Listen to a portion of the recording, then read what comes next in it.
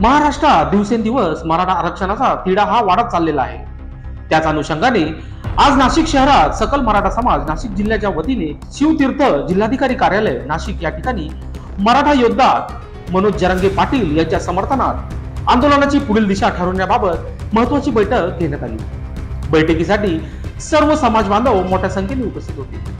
या बैठकीत प्रामुख्याने सरकार मराठा समाजाला आरक्षण देत नाही तोपर्यंत कुठलाही सण मराठा समाजात साजरा करणार नाही, म्हणून येणारे दिवाळी ही काळी दिवाळी म्हणून साजरी करणार, तसेच कुठलाही मराठा समाज बांधव दिवाळीची खरेदी करणार नाही। आपल्या घरासमोर किंवा घरात पण ती किंवा आकाशकंदील देखील लावणार नाही। शासनाचा निषेध म्हणून काळी दिवाळी साजरी करण्याचा संकल्प यावेळी ठरावात घेण्यात आला। यासह महत्त्वाचे निर्णय घेण्यात आले आहेत। त्याच निर्णयासंदर्भात मराठा क्रांती मोर्चा समन्वयक करण गायकर यांनी बोलताना लोकशास्त्र न्यूजची अधिक माहिती दिली। बघूयात सविस्तर। आज सकल मराठा समाज नाशिक जिल्हा बैठक संपन्न झाली। त्या बैठकीमध्ये काही निर्णय घेण्यात आले। त्यामध्ये सगळ्यात महत्त्वाचा निर्णय म्हणजे येणारी दिवाळी जर मराठा समाजाला आरक्षण मिळालं नाही, राज्यकर्त्यांनी जर जरांगे पाटलांची भूमिका मान्य केली नाही, तर येणारी दिवाळी ही काळी दिवाळी म्हणून मराठा समाज व समाजाबरोबर जे काही इतर समाज बांधव आहेत त्यांनी निर्णय घेतला एकमुखाने की आम्ही काळी दिवाळी यावेळी साजरी करू, कुठलीही खरेदी करणार नाही। प्रत्येक गावामध्ये 2 लोकांनी तरी आमरण उपोषण करायचं असा ठराव या ठिकाणी करण्यात आलेला आहे। तिसरी भूमिका मनोज जरांगे पाटील जेही आंदोलन पुकारतील तेच आंदोलन जिल्ह्यात करण्यात येईल, इतर आंदोलन कोणीही स्वतंत्र अजेंडा चालून करू नये, या अशा सगळ्या पद्धतीचे निर्णय त्या ठिकाणी अनेक निर्णय घेण्यात आले। त्याचबरोबर राजकीय पक्षांच्या सर्व छोट्या मोठ्या पदाधिकाऱ्यांनी कुठलाही त्यांच्या पक्षाचा कार्यक्रम घरात ते गल्लीत ते दिल्लीपर्यंत करायचा नाही। जे नेते असं करतील ते समाजाच्या विरोधात आहे असा समज करून त्या लोकांना येणाऱ्या निवडणुकीमध्ये धडा शिकविला जाईल। त्याचबरोबर आज छत्रपती शिवाजी महाराज नगर सातपूर या ठिकाणी आमचे सहकारी प्रमोद अण्णा जाधव, महेश अण्णा आहेर, नवनाथजी शिंदे, त्याचबरोबर सगळेच लोक या ठिकाणी आज साखळी उपोषण करताय। परंतु जिल्ह्याचा जो निर्णय झाला की आमरण उपोषण केलं पाहिजे, तर उद्यापासून त्यांच्याशी चर्चा केल्यानंतर त्यांनी सांगितलं का जो निर्णय समाजाचा झाला उद्यापासून आम्ही अन्नत्याग आंदोलन, तसंही आज त्यांनी काही खाल्लेलं नाही दिवसभर।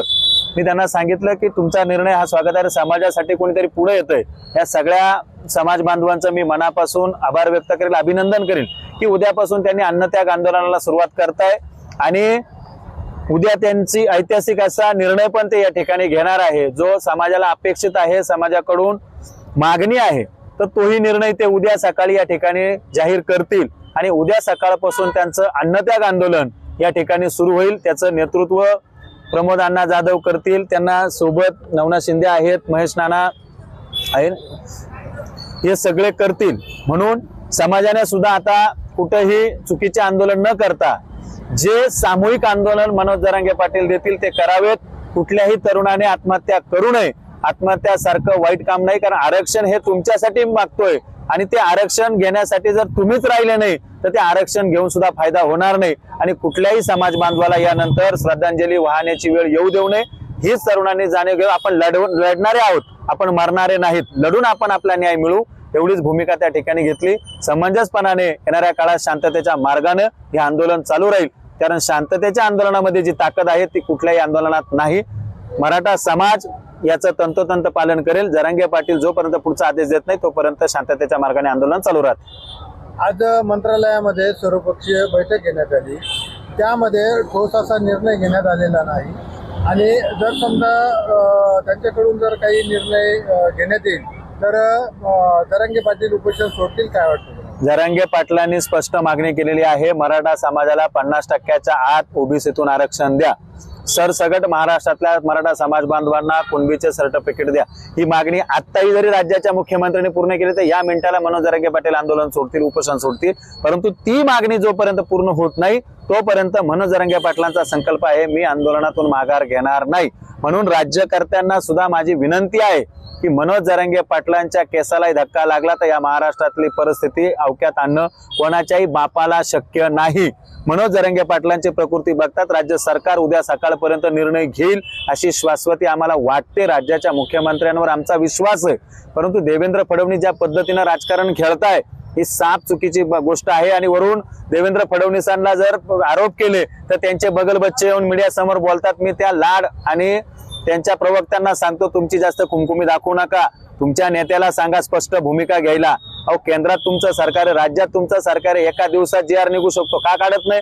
विशेष अधिवेशन बोलवलं त्याचा सुद्धा निर्णय होत नाही.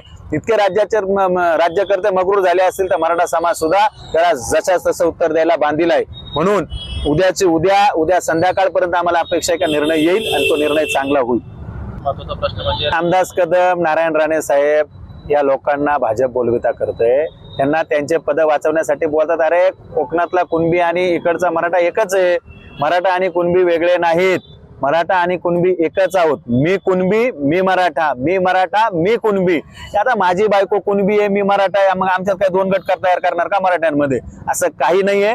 तो स्टंटबाजी आहे. रामदास कदम तर इतका माणूस बोगस आहे, त्या माणसाला काय करावं हेच कळत नाही. स्वतःच्या पोरावर पक्षात अन्याय झाला तर रडणारा रामदास कदम, अरे इतर लोकांचे लेकरं शिक्षण भेटत नाही, नोकरी मिळत नाही म्हणून आत्महत्या करताय आणि तुम्ही राजकारण करताय. त्या रामदास कदमांचा मी जाहीर निषेध करतो. रामदास कदमांमध्ये हिंमत असेल ना तर त्यांनी एकदा समाजासमोर येऊन दाखव, समाज त्यांना त्यांची जागा दाखवून देईल. निलेश राणेंनी आजच एक स्टेटमेंट केलेलं आहे की जरांगे पाटलांची स्क्रिप्ट कोणीतरी लिहून देत आहे.